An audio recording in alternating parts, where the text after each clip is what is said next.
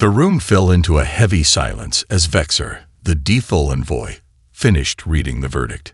His voice, sharp and mocking, reverberated off the cold, metallic walls of the Galactic Assembly Chamber.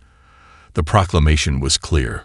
Earth, a fragile, seemingly insignificant planet in the farthest reaches of the Milky Way, was officially classified as biologically inferior and culturally primitive. The verdict was more than just a statement. It was a condemnation. Earth's species, its technology, and its people were now to be relegated to the status of second-rate beings in the eyes of the Assembly. Vexer's lips curled into a subtle sneer as he glanced down at the human representative. Ambassador Elena Cruz stood tall, her gaze unwavering as the Assembly members buzzed with eager chatter. A slight flicker of discomfort passed over her features, but only for a moment. Let them talk, she thought, her mind already racing. They'll soon see their mistake. The Galactic Assembly was a gargantuan council made up of more than 1,000 species from across the galaxy. Some had been around for millennia. Others had risen and fallen like stars in a blackened sky. To them, humanity was a curiosity, an experiment gone wrong. To Vexer and his allies, Earth was little more than a footnote in the grand narrative of galactic civilization, something to be passed over with disdain.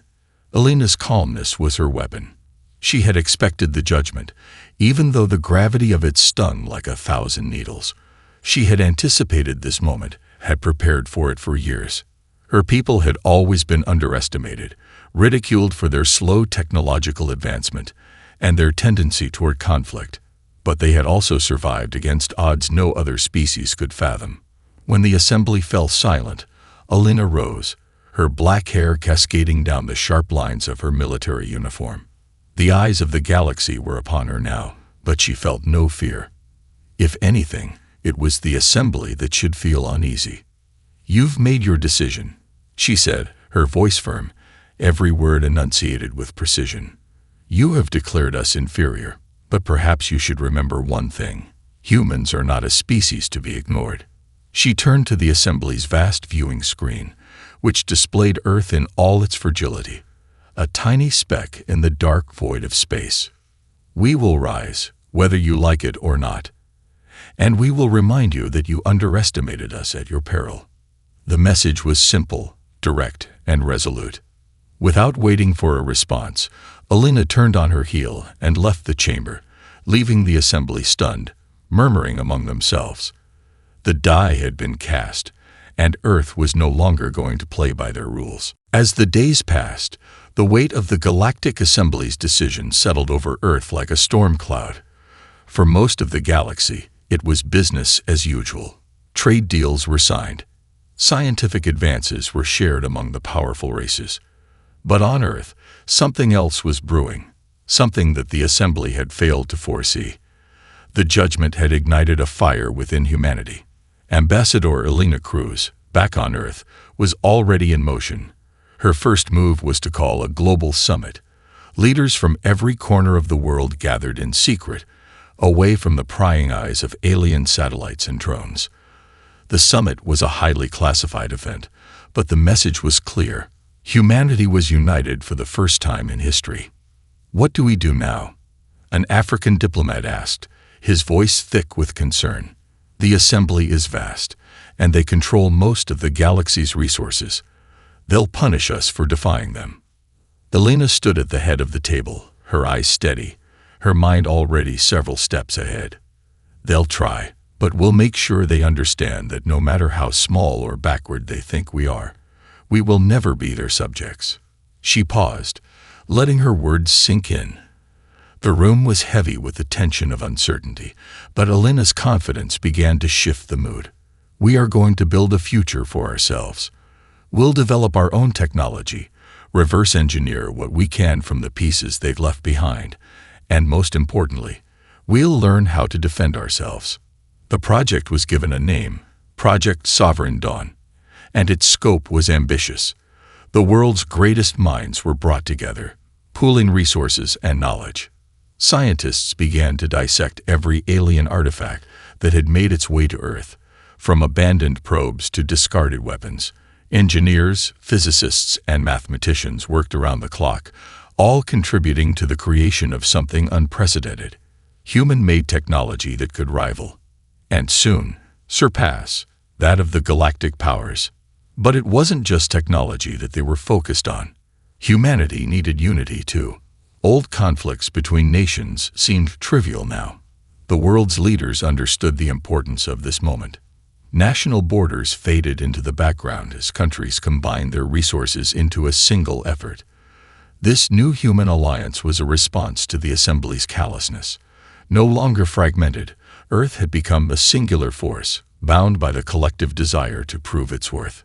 In the shadows of Earth's progress, however, an even more terrifying realization was dawning on the galaxy's elites. As Earth's technological prowess advanced at an alarming rate, reports from deep space scouts began to show signs of strange new ships appearing at the edges of human territory. Primitive in appearance but unmistakably deadly, these ships were designed by human hands. And they were only the beginning. A year had passed since the Assembly's judgment, and already Earth had begun to show its hand. It wasn't just the speed of technological development that stunned the galaxy. It was the raw, unrelenting ingenuity of humankind. Their first breakthrough wasn't a ship or a weapon, but something far more basic, yet just as deadly: human adaptability.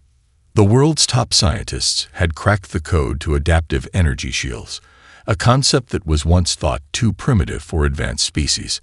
Unlike the Assembly's sleek, force field shields that only absorbed energy, Earth's design could store and redistribute it, becoming stronger with every incoming attack.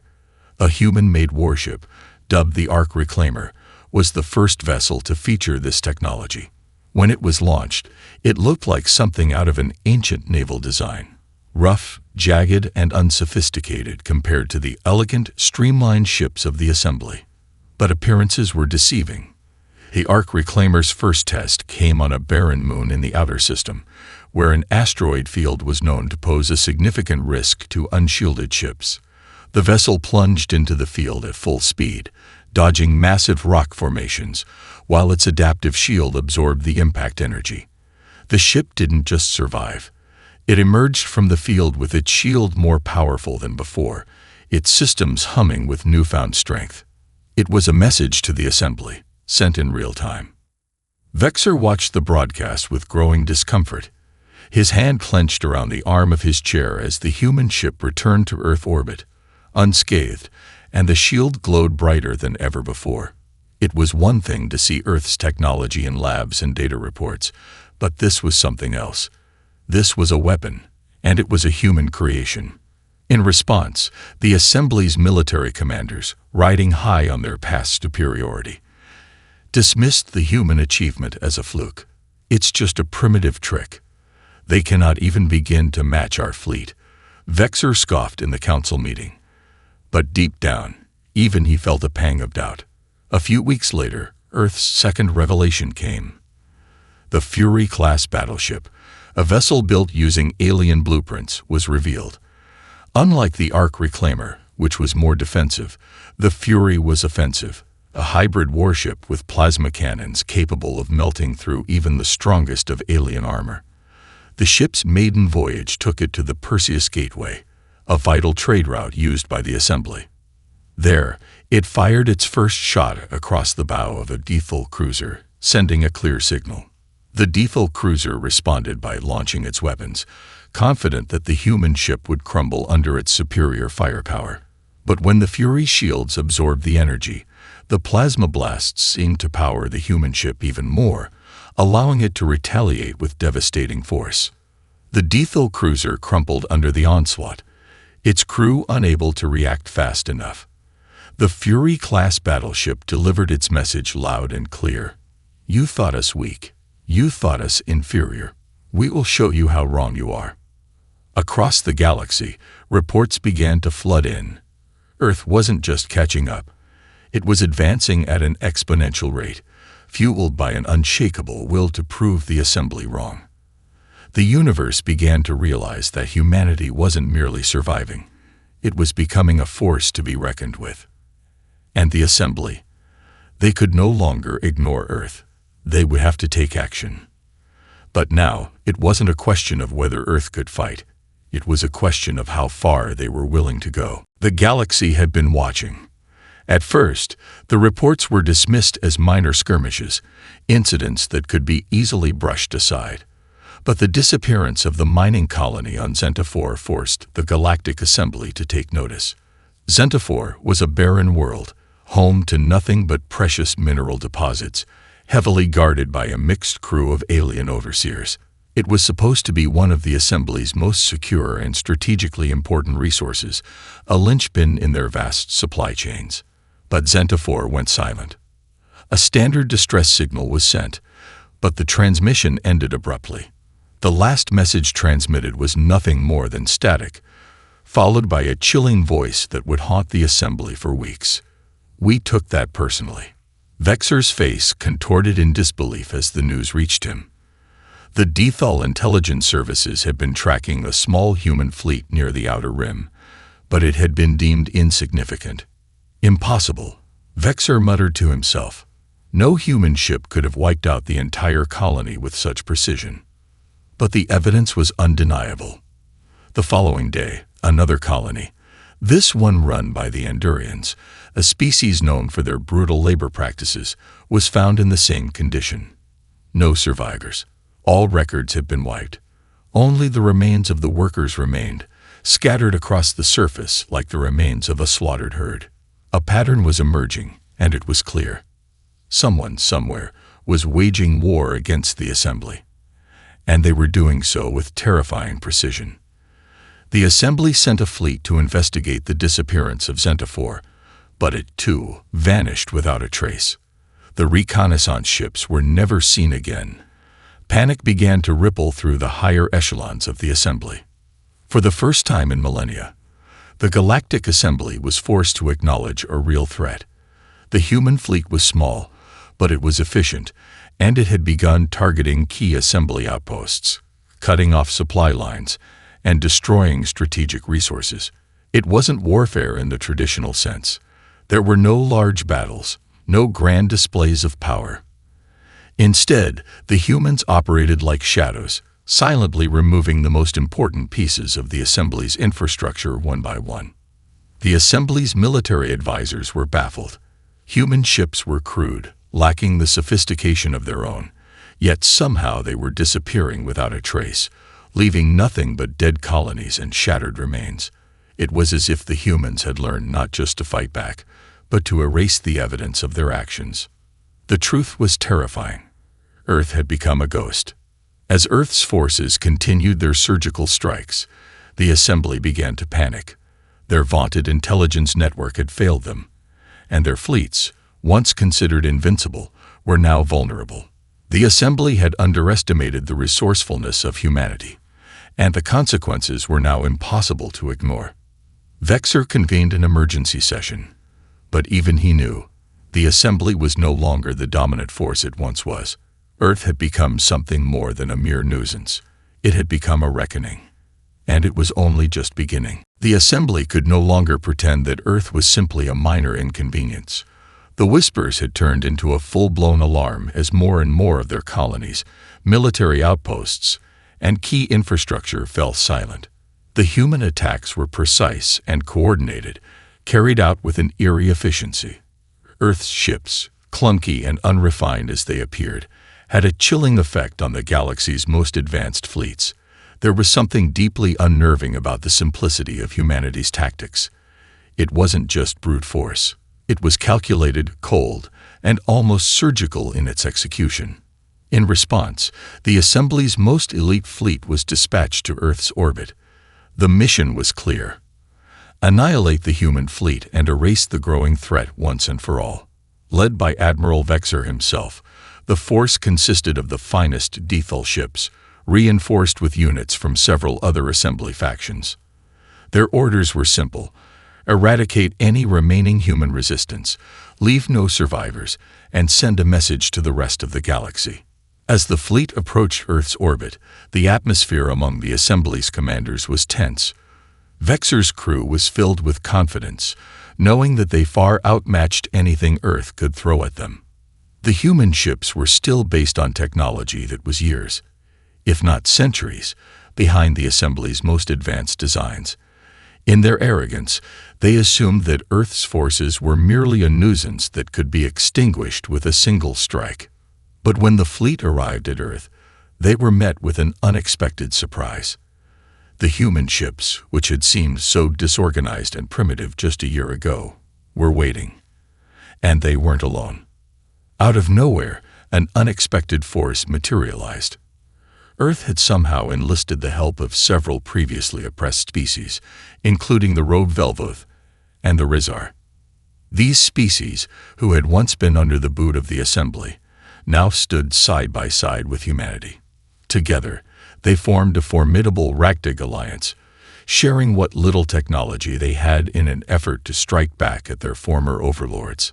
The first battle was a clash of ideologies as much as firepower. The human ships, though mismatched and rough, displayed a level of ferocity the Assembly had never anticipated. Their tactics were unorthodox, using the environment, such as nearby asteroids and electromagnetic fields, to their advantage. What they lacked in advanced technology, they more than made up for in sheer willpower. The Dethul flagship, a sleek, multi-layered Leviathan, moved to intercept the human forces. But as it neared Earth's defensive perimeter, it was caught off guard by a sudden EMP burst. The human fleet, seemingly clumsy in its coordination, had tricked the mighty Dethul flagship into a trap. The EMP, something the Assembly had dismissed as a human gimmick, crippled the flagship's navigation systems and rendered it vulnerable. Before the Dethul could recover, the Fury-class battleships, Earth's new flagships, closed in, their plasma cannons charging. The human ships opened fire. The first volley was devastating. The Dethul flagship's shields buckled, and the mighty warship started to falter under the concentrated human assault. One by one, the Assembly ships began to fall back, their advanced weaponry useless against the relentless assault from the humans and their new allies. The galaxy watched in disbelief as the battle raged on. This was no longer the war of superiority they had anticipated. It was a war for survival. The tide of the battle shifted quickly. Vexor's confidence was shattered, and for the first time, the Assembly's fleet realized they were not fighting a primitive species. They were fighting a species that had learned to adapt and overcome. Admiral Vexor's voice crackled over the communication channels. "Retreat," he commanded, but the damage was done. The Assembly had been forced to retreat, humiliated in front of the galaxy. The battle had been won, but the war was far from over. The aftermath of the battle reverberated across the galaxy, sending shockwaves through the Assembly and the galaxy's other powers.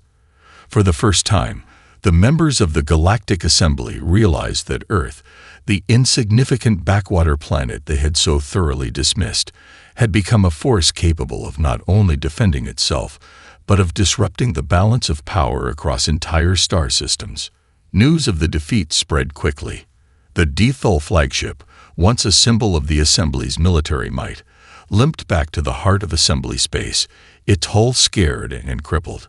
But the damage wasn't just physical. The defeat symbolized something far worse for the Assembly. The cracks in their empire. They had underestimated humanity.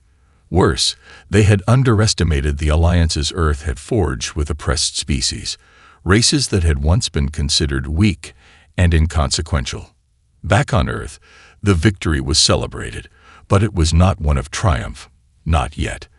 Ambassador Elena Cruz and the leaders of Project Sovereign Dawn knew that this was only the beginning. Their victory had gained them some breathing room, but the Assembly was not one to take such an affront lightly. If anything, it had fueled their determination. The galaxy's most powerful empire, humiliated before the eyes of every race, would not simply allow humanity to grow unchecked. In response to Earth's growing influence, various species who had once served the Assembly in silence now began to rally behind humanity's banner. The Accord of Equals, a treaty forged by Earth, promised mutual protection and respect for all sentient species, not just the most powerful. The Dethel and their allies, who once enforced a brutal hierarchy of galactic domination, now faced a growing rebellion. Species that had long been oppressed, such as the Velvuth, Rizar, and others, saw in Earth a model of resilience and unity. They began to defect from the assembly, offering their loyalty to the humans in exchange for their freedom and autonomy. Earth's influence spread rapidly across the galaxy, particularly among the disillusioned and the downtrodden. Earth's message wasn't just about power. It was about justice, equality, and opportunity. The Accord quickly grew into a formidable alliance, one that even the most entrenched assembly factions could not ignore. The galaxy's less powerful species, those who had been relegated to the margins, found their voice in the wake of Earth's success. Vexor, now realizing the scope of Earth's rise, convened an emergency session of the Assembly's High Council.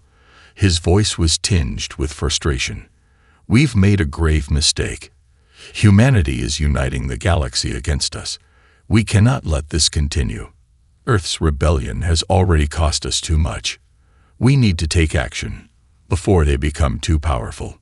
But his warnings came too late. The momentum of Earth's rise was undeniable. Their technological advancements had caught up with, and in some cases surpassed, even the Assembly's most sophisticated weapons. Adaptive shields, gravity manipulation, new alloy-based warships. Human ingenuity had brought about the creation of weapons the Assembly couldn't predict, let alone counter. And now, Earth had something the Assembly had never considered: a unified galaxy, filled with races eager to break free of their overlords. As Earth and its allies prepared for the next phase, the Assembly knew one thing for sure. They were no longer the uncontested rulers of the stars. Humanity had claimed its place, and they were no longer inferior. The Assembly's empire was on the brink of collapse. The galaxy was no longer the Assembly's to command. The stars above Earth burned brighter now. The once quiet, isolated planet had become a beacon of defiance, and its growing alliance had begun to strike at the heart of the Galactic Assembly's empire. What began as small, tactical victories had now spiraled into a widespread insurgency. The oppressed species, emboldened by Earth's rise, fought back in ways the Assembly had never anticipated. For Earth's leaders, the situation was precarious. Alina Cruz and her fellow commanders knew that they had bought time, but time was a luxury they couldn't afford for long. Earth was pushing back against a galactic empire built over millennia, but their victory had come at a cost. The Raven Fleet, the Dethal's most advanced battle group, had regrouped, and its next strike would be far more brutal than anything Earth had faced before. In the heart of the Alliance's war room, Alina stood before a holographic map of the galaxy, now riddled with red blips signifying enemy outposts. The war was expanding faster than anyone had anticipated, but it was clear that the next move would define the outcome of the entire conflict. If Earth and its allies could strike a decisive blow, they might break the Assembly's military dominance for good. If not, they risked being overwhelmed by sheer numbers. "We've taken down their outposts, crippled their fleets," Alina said, her voice unwavering, "but we still don't have the resources to take on their full force head-to-head. We need to outsmart them, not just outfight them. We need to strike at their heart." The heart she spoke of was Rezinar, the Assembly's capital, a sprawling megacity that stretched across an entire planet, guarded by a fleet large enough to wipe out most civilizations in a matter of days. But there was a weakness. Amid the chaos of the war, the Assembly had become fractured, old alliances were fraying, and infighting had begun to brew among the High Council members. The Dethel, once the undisputed leaders of the Assembly, now found themselves fighting a two-front war, one against Earth and its allies, and one against the ambitions of their former subjugates. Alina knew that if the Alliance could exploit these fractures, they could cause a chain reaction that might bring the entire Assembly crashing down. "We don't need to destroy their fleets," Alina continued, her finger tracing a path across the hologram. "We need to break their will to fight. We need to cripple their economy, destroy their ability to wage war. If we cut off the flow of resources to Rezinar. A voice interrupted her. Commander Alaric, a former Velvoth general who had joined Earth's cause after his people were freed from the Assembly's rule. They'll stop at nothing to preserve Rezinar, Alaric said, his tone grim. If we go after it directly, we'll have to fight through their entire fleet. Our forces are good, but not that good. We need something more subtle. Alina paused, a plan beginning to form. What if we hit their communications network first? Sever their ties to the rest of the galaxy. If we can make it so the various factions of the Assembly can't coordinate, we can isolate them one by one, make them vulnerable. The room fell silent. The idea was dangerous, but it was the kind of risk they had to take. We'll have to move fast, Alina said finally, her resolve firm. If we take down their communications, the Assembly won't be able to organize their retaliation. We'll force them into isolation. It'll be chaos for them, and chaos is our ally. The mission was clear. Earth's fleet would strike deep into the Assembly's communications hub, a heavily fortified structure on a remote moon. If they succeeded, the galaxy would be thrown into turmoil, and Earth would have the chance to strike at Rezinar without the full weight of the Assembly's military bearing down on them. But as the final details of the plan were laid out, Alina couldn't shake the feeling that something darker was looming, something far worse than any battle they had yet fought. The tide was turning, but would it be enough? The hours before the operation were tense. Earth's forces, bolstered by their alien allies, were ready for the most dangerous mission they had yet undertaken. The plan was simple in concept but risky in execution. Infiltrate the Assembly's deepest communications hub, a moon-sized facility called Echo Nexus, and sever all ties between Rezinar and the rest of the galaxy. This would disrupt the Assembly's ability to command its forces and launch coordinated retaliation. But failure would mean the destruction of Earth's most advanced ships, the annihilation of its fleet, and perhaps the end of humanity's newfound galactic independence. As Earth's flagship, the Phoenix, a Fury-class battleship, took position at the edge of the system, Alina Kruz stood at the helm, her gaze fixed on the swirling data feeds of her command console. Around her, officers moved swiftly, preparing their weapons, adjusting trajectories, and running final checks. Every person aboard the ship, human or alien, understood the stakes. We've been training for this moment for months. Alina spoke, breaking the silence in the control room. Our goal is clear. Take down Echo Nexus, and we win. It's that simple. Let's show the galaxy who we are. The crew's response was a collective, determined nod. Despite the enormous risk, a wave of camaraderie surged through the room. They were no longer the weak, insignificant species the galaxy had once believed them to be. They were the harbingers of change. As the Phoenix and its accompanying fleet made their approach, they encountered only minimal resistance from the Assembly's outer defense perimeter. Something felt off. Too easy. Alina's gut twisted. They were expecting a much tougher defense. This wasn't a typical assault, not the kind the Assembly would allow on their communications hub. She raised an eyebrow. Keep alert, she ordered. Don't let your guard down. But the closer they got to the moon, the clearer the danger became. The Echo Nexus facility was surrounded by a cloud of debris, wreckage from previous attempts to infiltrate the moon's security grid. Several destroyed ships floated in eerie stillness, remnants of failed attempts. Alina's unease deepened. Then, as if to answer her suspicion, the truth unfolded. The Assembly knew they were coming. Suddenly, the space around them erupted into chaos. A massive fleet, hidden in the shadows of the moon, materialized from behind the wreckage. The ships were heavily armored and armed to the teeth, more than enough to wipe out Earth's forces in a single stroke. Vexor's voice echoed in the void through their comm channels, cold and threatening. You thought you could destroy us. You've overestimated your strength, human. Alina's mind raced. The communication hub was still within reach, but the Assembly had anticipated their every move. The fight was inevitable now. A final showdown. The gamble was no longer just about severing the communications. It was about surviving long enough to complete the mission. Prepare for battle, Elena shouted, slamming her fist onto the console. The ship's thrusters roared to life as the fleet surged forward, weapons primed. The fury of the battle shook the void, plasma blasts, and antimatter torpedoes, lighting up the dark expanse of space. Ships collided, and entire sections of the battlefield became shrouded in fiery debris. Earth's fleet fought with everything they had, but the overwhelming numbers of the assembly seemed too much to overcome. The Phoenix, battered and scarred, took the brunt of the assault, its shields flickering dangerously. But then, as if by sheer will, the Phoenix pushed forward, closing in on the communications hub. The final strike was imminent.